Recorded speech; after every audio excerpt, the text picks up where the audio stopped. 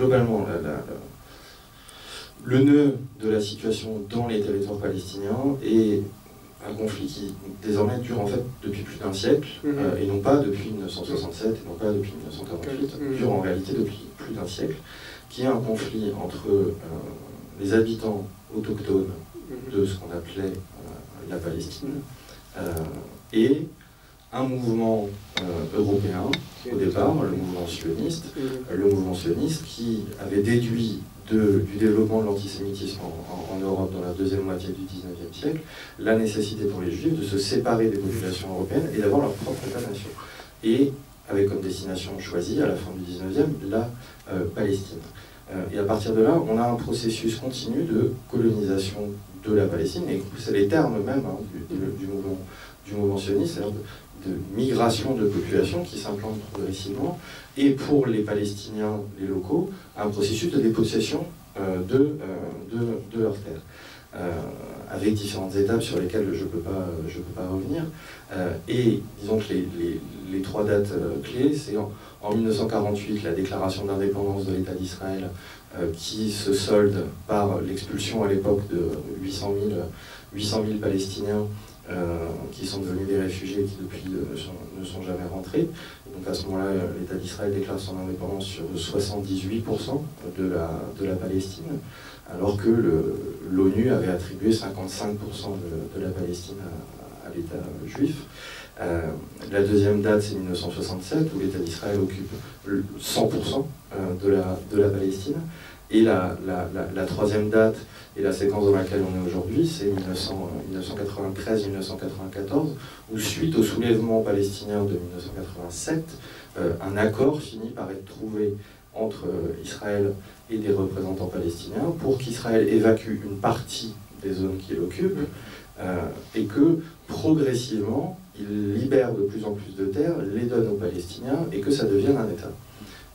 Sachant que le problème dans lequel se sont rapidement trouvés les Palestiniens, c'est que l'État d'Israël a évacué 18% des terres qu'il occupait, mais a gardé le contrôle sur 82% des terres qu'il occupait en Cisjordanie.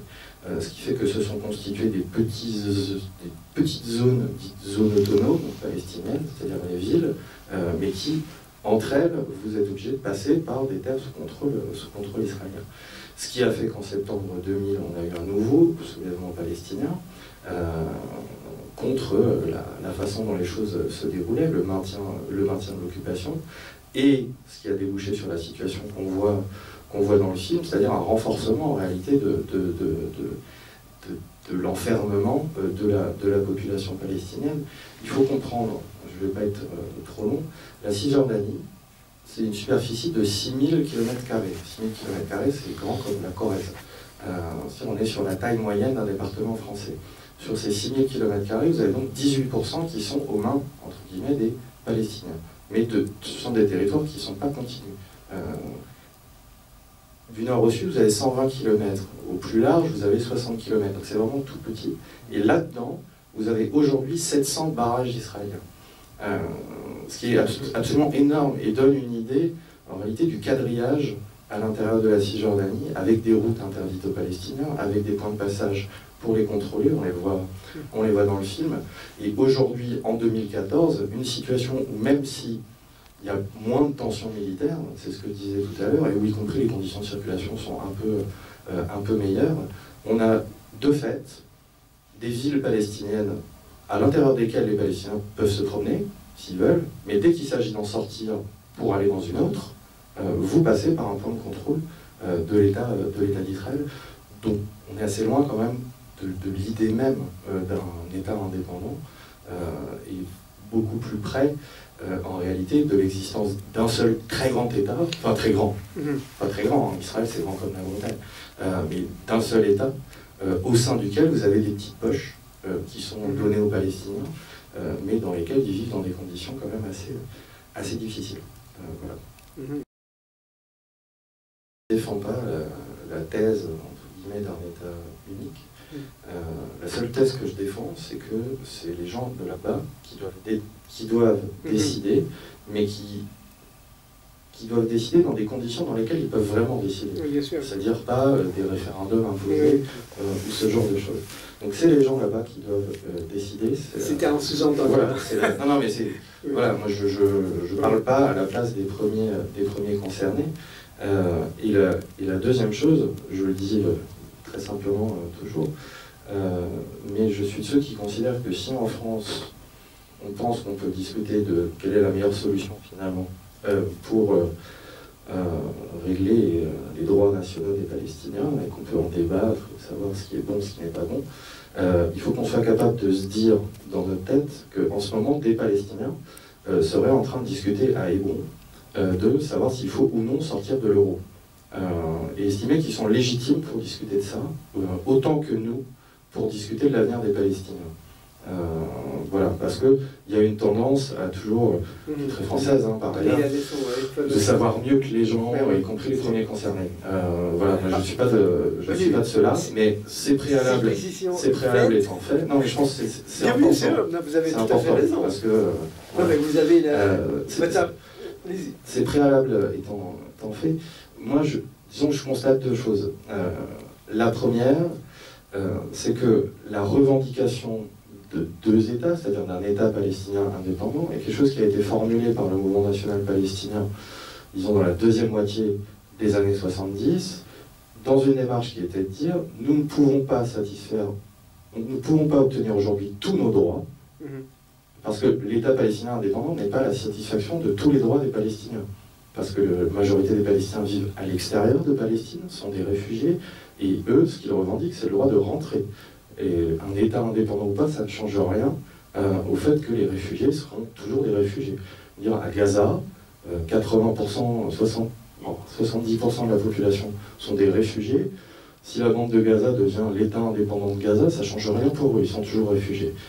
Donc ça avait été formulé avec cette idée qui était de dire on ne peut pas obtenir tout, donc c'est une étape, et ça sera un point d'appui pour ensuite obtenir tous nos droits. Mais aucun courant politique palestinien, à l'exception du petit, maintenant, Parti communiste palestinien, ne considérait que l'État indépendant était une solution viable sur le long terme, parce que ça excluait de fait la majorité des Palestiniens.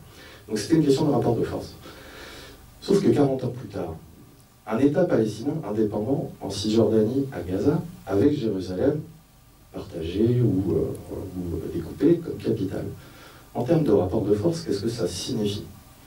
Entre-temps, il s'est passé des choses depuis 1974. Et globalement, aujourd'hui, l'État indépendant en Cisjordanie et à Gaza avec Jérusalem comme capitale, ça veut dire qu'il faut que 600 000 colons quittent la Cisjordanie et Jérusalem-Est. Il faut qu'Israël accepte qu'il y ait une route qui relie Gaza et la Cisjordanie. Il faut qu'Israël accepte de lâcher la vallée du Jourdain, ce qu'il refuse absolument et totalement de faire. Il faut qu'Israël accepte de céder l'espace aérien au-dessus des territoires palestiniens, ce qu'il refuse de faire. Il faut qu'Israël accepte, etc., etc., etc. C'est absolument pas un compromis. C'est-à-dire que demander à Israël aujourd'hui de renoncer à la Cisjordanie, de renoncer au contrôle de la vallée du Jourdain, de renoncer à Jérusalem, unifiée, capitale éternelle de l'État d'Israël, personne ne peut me faire croire aujourd'hui que c'est quelque chose de modéré, de pragmatique. C'est demander à Israël d'arrêter d'être l'État d'Israël. Donc c'est pour ça que moi je considère 40 ans d'histoire ont fait que la revendication de l'État palestinien indépendant finalement a changé de nature. Demander à un État palestinien indépendant aujourd'hui, c'est demander à Israël d'arrêter d'être l'État d'Israël. Donc, à partir du moment où cette revendication était vue comme transitoire et comme une étape vers la satisfaction de l'ensemble des droits nationaux des Palestiniens, si le rapport de force qu'il faut réunir, c'est un rapport de force pour demander à Israël de cesser d'être Israël, pourquoi dans ces cas-là s'arrêter en route? Pourquoi dans ces cas-là ne pas demander également le retour des réfugiés? Pourquoi ne pas demander également l'égalité des droits pour les Palestiniens qui vivent en Israël? Parce que on parle du même rapport de force, finalement. Parce que ça revient à demander à l'État d'Israël de cesser d'avoir des pratiques discriminatoires à l'égard de l'ensemble des Palestiniens. Donc moi, je ne dis pas la solution est l'État unique. Je dis la revendication de l'État indépendant n'a plus du tout la même signification que ce qu'elle pouvait avoir il y a 40 ans.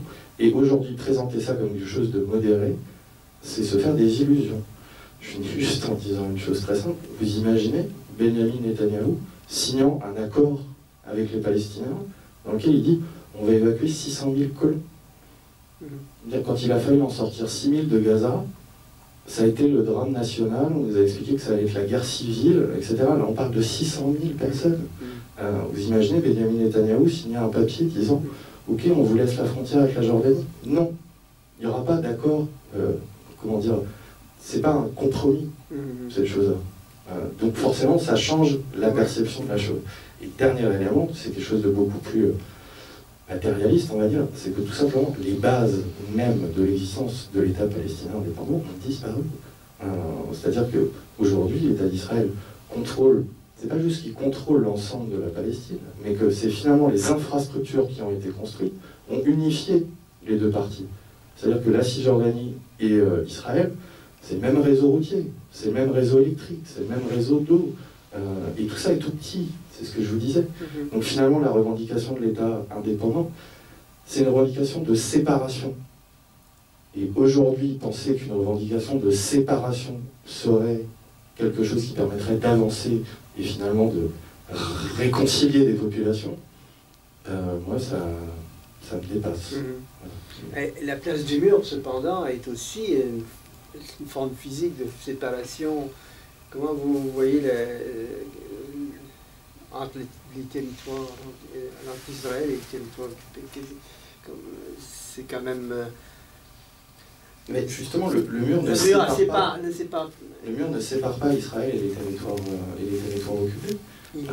Le mur encercle des petites zones autonomes palestiniennes, mais on n'est absolument pas le long de ce qui était appelé, de ce qu'on appelle très improprement par ailleurs les frontières de 1967. Ça, c'est un terme que je vous encourage à bannir absolument.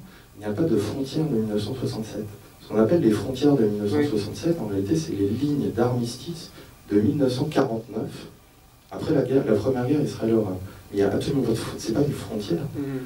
L'État d'Israël n'a jamais dit quelles étaient ses frontières, par exemple. C'est le seul État membre des Nations Unies qui n'a jamais dit quelles étaient ses frontières. C'est intéressant. Disons, le mur, déjà, c'est pas le mur, c'est les murs.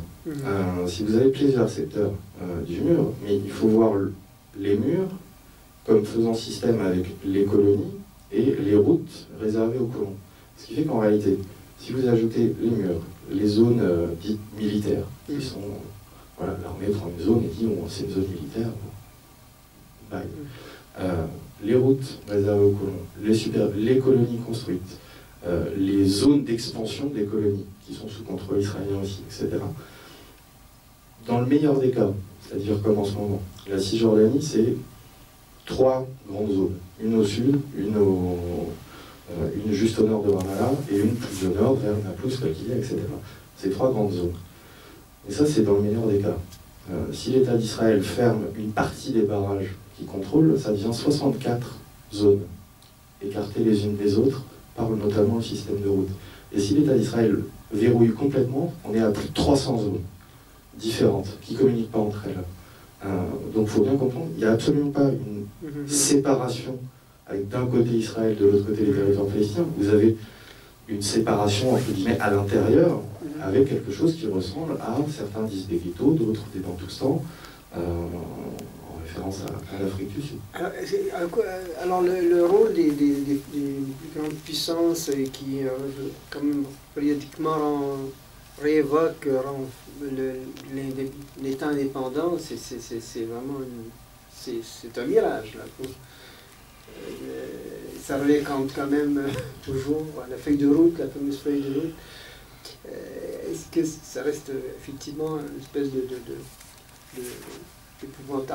de mirage qu'on fait, le miroir aux alouettes?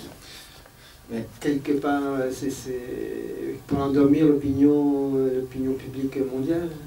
Le problème, ce qui peut apparaître, mais vous avez lu, donc vous savez mieux. Je n'ai absolument pas, moi, une vision, entre guillemets, manichéenne. C'est pragmatique, vous êtes un pragmatique. Aujourd'hui, qui a intérêt à maintenir en vie l'illusion du peut-être État palestinien possible? Qui a intérêt à faire ça? Il y a plusieurs pôles qui ont intérêt à faire ça. Le premier pôle, c'est l'État d'Israël. Pourquoi l'État d'Israël a intérêt à faire ça? C'est parce que la perspective de l'État indépendant signifie, en négatif, implique que la situation actuelle, finalement, serait transitoire. Voilà. Non, c'est transitoire. On a construit un mur, mais un jour... Il va tomber. Voilà. On construit des colonies, mais un jour, on les démantèlera. C'est-à-dire qu'on est dans un truc transitoire, on négocie, on discute, et ce que nous faisons n'hypothèque pas finalement un accord. Voilà. Sachant qu'ils savent très bien que plus ils font durer les hypothétiques négociations, plus finalement ils conquièrent de terrain, et plus le jour où peut-être il faudra vraiment signer un papier, ils auront de terrain sous leur contrôle. C'est la politique du fait accompli, c'est assez classique, c'est le premier pôle. Le deuxième pôle, c'est les pays occidentaux, qui, en fonction de leurs intérêts dans la région, mais je pense notamment aux États-Unis, vous savez, c'est les États-Unis qui régulièrement relancent le processus de paix. Ils le prennent, puis ils le relancent. Les États-Unis ont intérêt parce que leurs alliés régionaux, dans les régimes arabes, même si ça vacille un peu depuis 3 ans, et c'est pas par hasard que, alors que ça vacille dans la région, les États-Unis se remettent à dire on va essayer de trouver une solution. Ils ont besoin d'apparaître comme n'étant pas uniquement derrière l'État d'Israël, les États-Unis, mais comme, parce que c'est quand même ça qui apparaît pour le grand public, hein, à juste titre, mais comme cherchant tout de même à trouver un compromis et étant prêt même à contraindre l'État d'Israël à négocier, ce qui aide, entre guillemets, les partenaires arabes des États-Unis dans la région à faire avaler la pilule à leur population de pourquoi on accepte de l'aide militaire américaine, etc. Ils ne sont pas juste pro-Israël, ils essayent aussi de œuvrer à une paix. Et pour l'Union européenne, globalement, c'est plus par rapport aux populations européennes, où vous voyez, on essaie quand même, il y a un processus de paix, on s'y implique, bon, les Américains ne veulent pas trop, mais on essaie quand même. Le troisième pôle, c'est le régime arabe, bon, pas la peine trop de développer, mais qui globalement ont intérêt à ce qu'il y ait un processus négocié dans lequel ils apparaissent comme étant peut-être pas directement impliqués, mais le fait qu'il existe un processus négocié est un moyen de contenir leur population, parce que les populations des pays arabes sont très solidaires des Palestiniens, et ce depuis des décennies, et la passivité de leurs propres dirigeants a été très régulièrement reprochée par les populations. Voilà, et le fait qu'il existe un pseudo-processus de paix permet de dire au régime arabe, mais vous voyez, c'est négocié. Et le quatrième pôle, et c'est là où ça devient compliqué, c'est qu'il y a un pôle palestinien qui a intérêt à maintenir cette illusion. C'est pour ça que je disais au départ, je ne suis pas manichéen. Il y a un pôle palestinien qui a intérêt à maintenir cette illusion. De qui il s'agit? Il s'agit globalement de la direction de ce qu'on appelle l'autorité palestinienne. L'autorité palestinienne, c'est la structure qui a été créée en 1993-94 pour administrer les petites zones évacuées par l'État d'Israël. C'est ça l'autorité palestinienne. Quand on vous parle de l'autorité palestinienne, c'est un appareil politico-administratif en charge de l'administration des territoires palestiniens évacués par Israël. L'autorité palestinienne, son vrai nom dans les accords d'Oslo, c'est Autorité d'autogouvernement intérimaire. Ça devait durer 5 ans, et à la fin, ça devait être un État. Sauf que ça fait 20 ans que ça dure. Et finalement, l'autorité palestinienne a trouvé sa propre raison d'être, qui n'est plus de devenir progressivement un État, mais qui est d'être l'autorité qui gère les territoires qu'on lui a donnés. C'est-à-dire que le problème n'est pas de les étendre et d'arriver à une solution. Le problème est de maintenir vivante l'idée qu'on va vers une solution. Parce que l'autorité palestinienne, c'est quoi? C'est aujourd'hui 180 000 à peu près fonctionnaires, ce qui est énorme dans les territoires palestiniens. C'est le premier employeur de très très loin. Et c'est 40% des Palestiniens qui sont dépendants directement des salaires de l'autorité palestinienne. Mais c'est surtout des milliers de hauts fonctionnaires.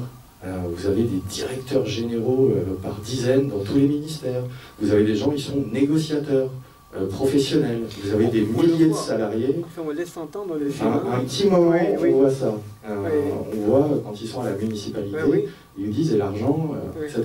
Parce que derrière, et c'est ça qui finalement fait tenir tout l'édifice, et c'est pour ça qu'il est très fragile, c'est que toute cette équipe, cette petite couche qui a émergé, je ne parle pas des 180 000 fonctionnaires, je parle des quelques centaines ou des quelques milliers de hauts ou moyens fonctionnaires, qui finalement sont dépendants financièrement du fait qu'il existe toujours un processus de paix.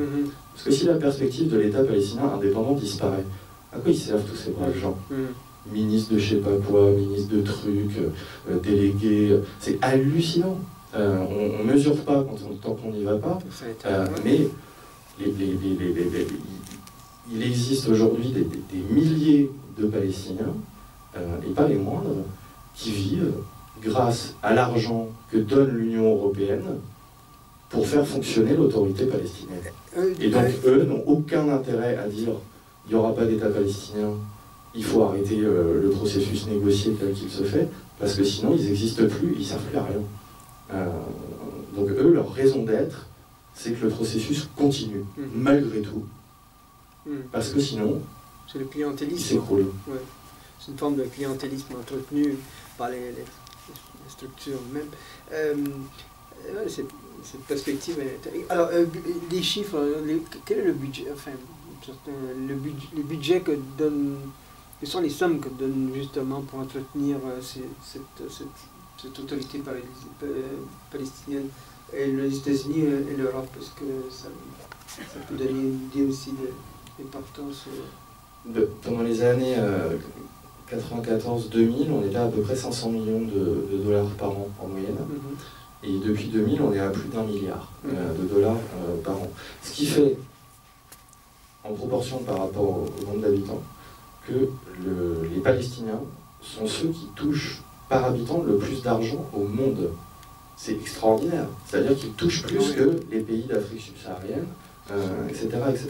Sauf que ce n'est pas de l'aide au développement, c'est de l'aide au fonctionnement d'un appareil dont l'objectif, enfin dont le rôle finalement, est de maintenir le calme dans les territoires palestiniens. C'est totalement extraordinaire. Vous allez aujourd'hui dans les territoires palestiniens, vous avez un phénomène qui se répand de plus en plus ces dernières années, c'est le phénomène du crédit.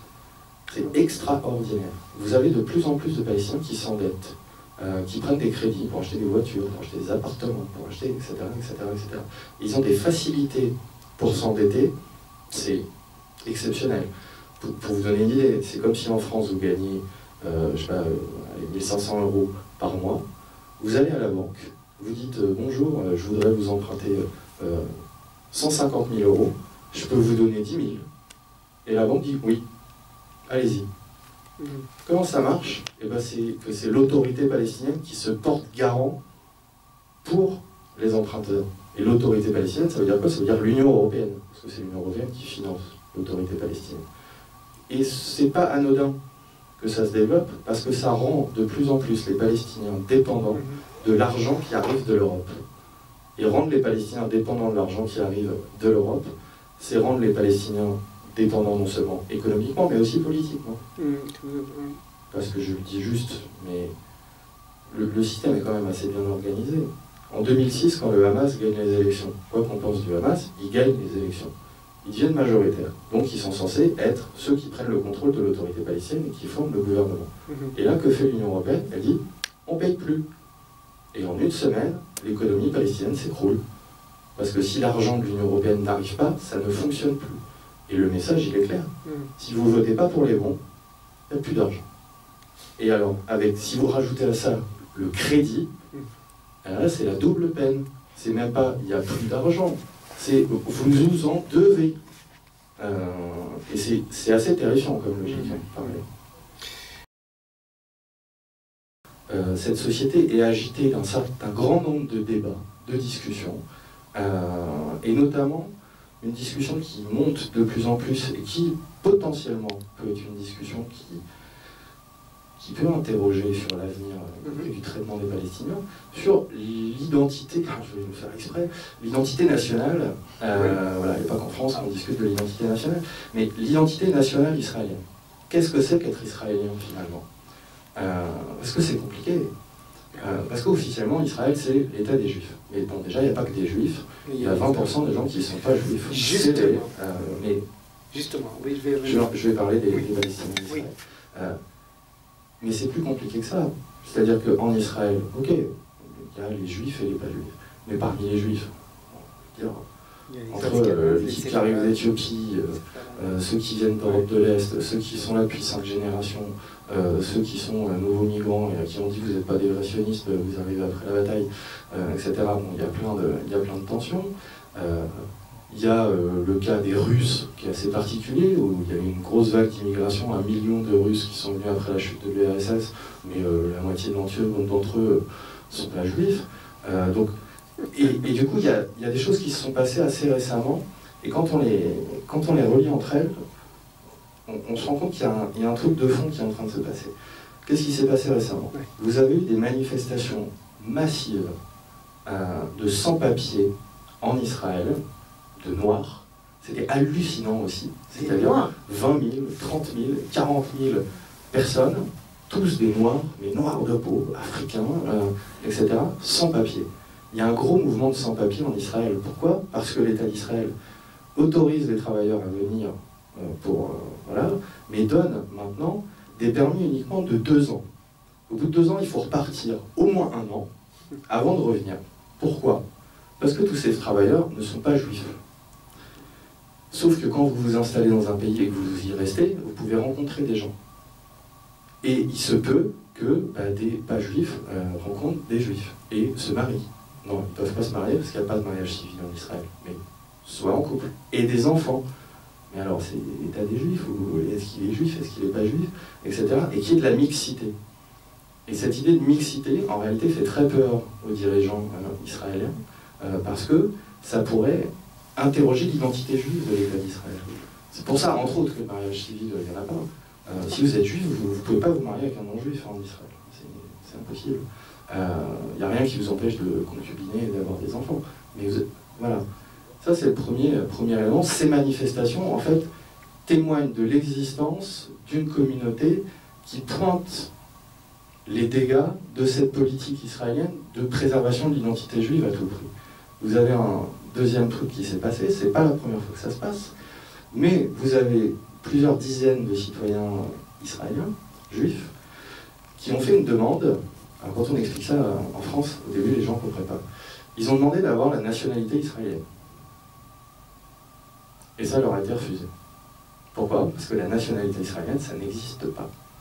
Voilà. La nationalité israélienne, ça n'existe pas. En Israël, vous avez un découplage entre la citoyenneté et la nationalité. Oui. Donc tout le monde est citoyen israélien. Même les Palestiniens d'Israël sont citoyens israéliens. Mais ensuite, vous avez une nationalité. Et la nationalité, vous pouvez être polonais, catalan, états-unien, etc. Et la majorité sont de nationalité juive. Les Palestiniens étant de nationalité arabe. Les deux nationalités qui sont interdites en Israël, c'est la nationalité palestinienne et la nationalité israélienne. Ah, mais pourquoi? Parce que s'il y a une nationalité israélienne, ça veut dire qu'il y a une nation israélienne. Donc s'il y a une nation israélienne, ça veut dire que l'État israélien ça veut dire que l'État d'Israël est l'État du peuple israélien. Sauf que l'État d'Israël est l'État du peuple juif, qui ne peut pas être différent des Israéliens. Donc vous n'avez pas de nationalité israélienne, parce que ça remettrait en cause les fondements de l'État juif. Et parce qu'un Palestinien pourrait être de nationalité israélienne, du coup, comme son voisin juif. Donc on maintient des critères. C'est par ailleurs ce découplage qui permet à ceux qui nous expliquent, mais tous les citoyens israéliens ont l'égalité des droits civiques, parce qu'ils sont tous citoyens. Oui, d'accord, mais après, en fonction de leur nationalité, ils n'ont pas les mêmes droits. Donc, c'est là où elle est l'arnaque, par ailleurs. Sur ceux qui vous disent qu'il n'y a pas de loi discriminatoire, non, c'est que ça se passe au niveau de la nationalité. Et si vous n'avez pas de nationalité juive, il y a plein de choses que vous pouvez avoir, même si vous êtes citoyen israélien. Et donc on interdit d'avoir la nationalité israélienne. Et ça commence à remuer là-dessus. Et je finis en prenant un exemple, un type comme Shlomo Sand, qui a fait parler de lui un peu ces dernières années, l'historien Shlomo Sand, qui a écrit comment le peuple juif fut inventé, comment la terre d'Israël fut inventée, et le troisième volet était comment j'ai cessé d'être juif. J'attends impatiemment le quatrième. Je ne sais pas bien où il va aller maintenant, mais bon, il est sur une ligne intéressante. Ce que dit Shlomo Sand, c'est simple. Il dit, les Israéliens, c'est ceux qui habitent en Israël. C'est moi, c'est mon voisin arabe, c'est l'Éthiopien qui vit là depuis 6 ans, c'est nous les Israéliens. C'est pas le type du Likoud France qui, sous prétexte qu'il est juif, peut demain dire « je suis israélien ». Voilà. Il existe une société israélienne distincte du peuple juif, et donc il ne peut y avoir de discrimination sur des critères religieux, ethniques dans mon pays. Ce qui est intéressant. Et donc ces choses-là, c'était le côté vers à moitié plein, montrent que c'est pas complètement figé en Israël.